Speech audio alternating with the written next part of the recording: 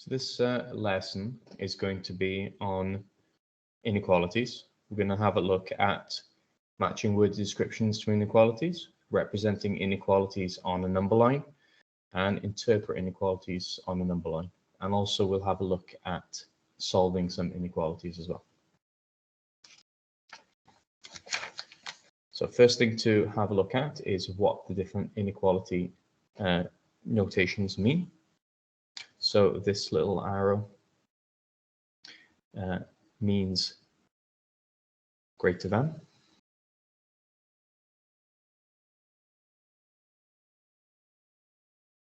If it is pointing the other direction, it means less than.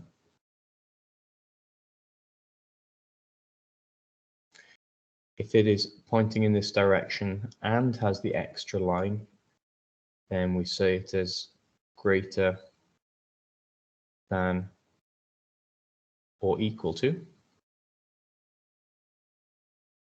And similarly, this one here is less than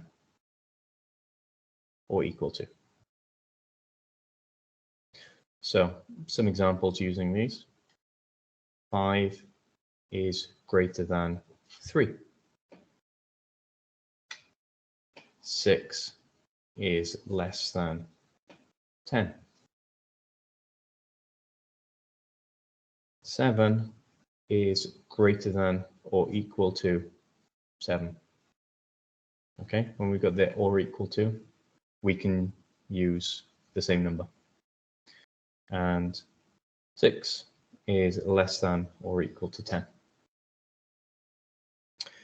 Now, when we have a look at these different ways of wording it, you've got to understand which one to use, because a lot of the time you can have a word question and they won't use exactly these, so you've got to understand what it means. Less than, well, it's the same as this one. More than is another way of saying greater than. Over.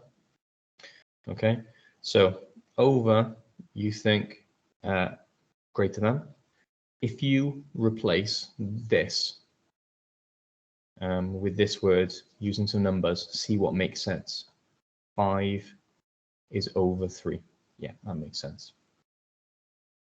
At least. Well, 7 is at least 7. Well, that does make sense, but if we changed it, because we could have 7 is greater than or equal to 6. 7 is at least 6. Yeah, that makes sense. No more than. It's going to be this one, because we think about 6 is no more than 6. No less than is going to be the other way around. Under 6 is under 10. At most 6 is at most 6. Right. So if we have a look at this now, we've got different sorts of notations down here, which we use to represent them. Okay, now it's a bit strange to begin with, but you've got your number line, and obviously greater than 5, well, it's everything above 5. So we can just do that, but we've got to get a connector on the end of that. And the clear circle is for the inequalities that are or not equal to.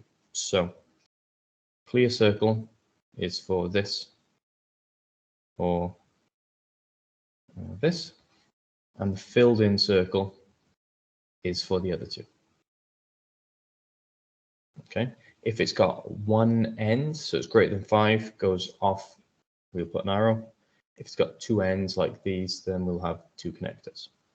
Okay, so this one is part A. Part B, so it's less than or equal to 2. So it's going to start here. It's going to go down this way, and it's going to be a filled in circle.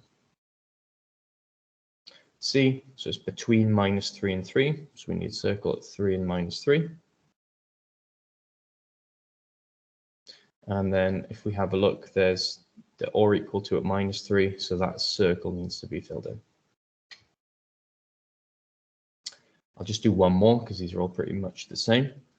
So 7 is greater than y, which is greater than or equal to 1. So it's between 7 and 1.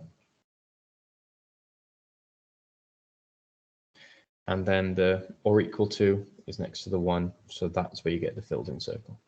Okay, so this is how to represent numbers on number lines. So I've got a reminder of what the different bits and pieces are up here. And we've got an exercise which I'll do for an example to help you. So we've got to match these number lines to some of these, and then we've got to figure out the number lines for the rest of them. So this one involves a -2. So it kind of has to be this one, doesn't it? So this one is F. This one involves 3. Now, it could be either of these. So let's think for a second. It's got a filled in circle, so it must be part A because it's got the or equal to sign. And this one, it's again 3, and it's this one here because it hasn't got a filled in circle. It must be part B. And then if we draw number lines for the rest of them, so if I just draw one number line, and if I make it go from -5 up to 5,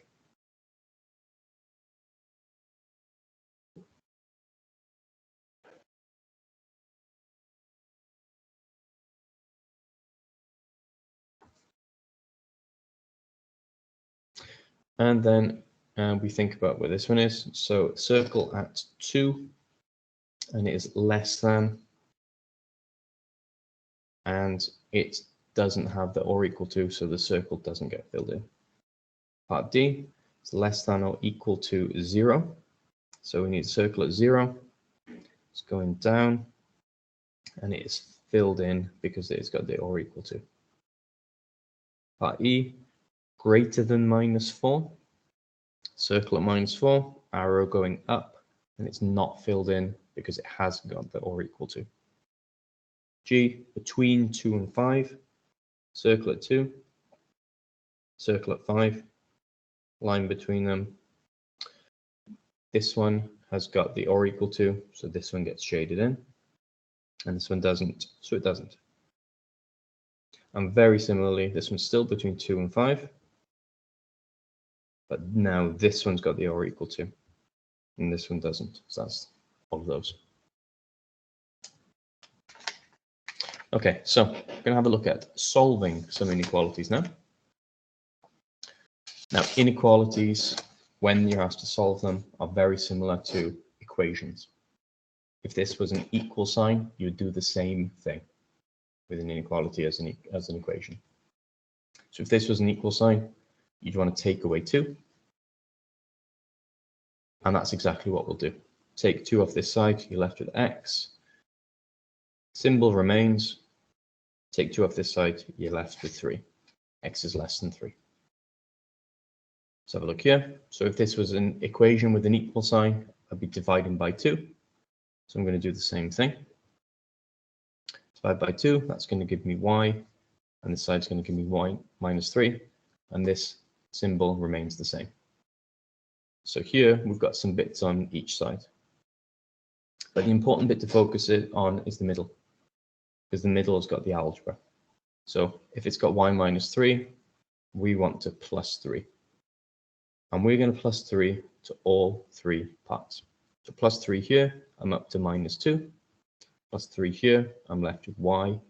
+3 here, I'm up to 4. And then this one's 2-step. So think of it like a 2-step equation.